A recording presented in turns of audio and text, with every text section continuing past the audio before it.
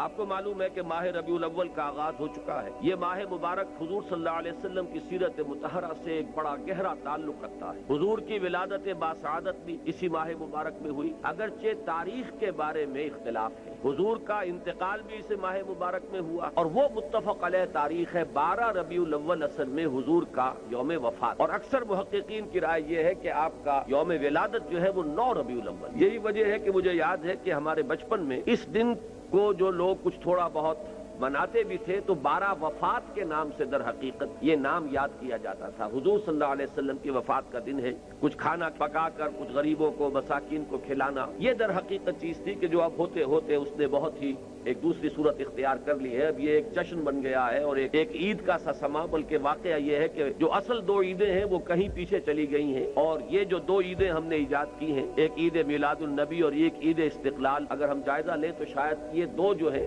یہ زیادہ four ground میں آ چکی ہیں۔ لیکن یہ کہ جہاں تک آپ کی ولادت اور آپ کے وفات کا اس ماہ مبارک میں ہونا ہے وہ ثابت ہے۔ حضور کا ورود مدینہ منورہ میں بھی ماہ ربیع الاول میں ہوا ہے۔ اس پہلو سے اگر اس ماہ مبارک میں ہم سیرت النبی کے مطالعے کا ایک خاص موضوع رکھیں، کسی تاریخ کے تعین کے بغیر اس مہینے کی مناسبت سے سیرت مطہرہ پر گفتگویں ہوں، غور و فکر ہو، اور اس میں بھی عملی پہلو سامنے ہو، اتباع کا جذبہ، سمجھنا سمجھانا اس لیے ہو کہ اس پر عمل کرنا ہے، تو یقیناً یہ چیز ہمارے لیے بہت مفید ہوگی اور ہمارے بہت سے امراض کا شاید اس سے مداوع ہو سکے۔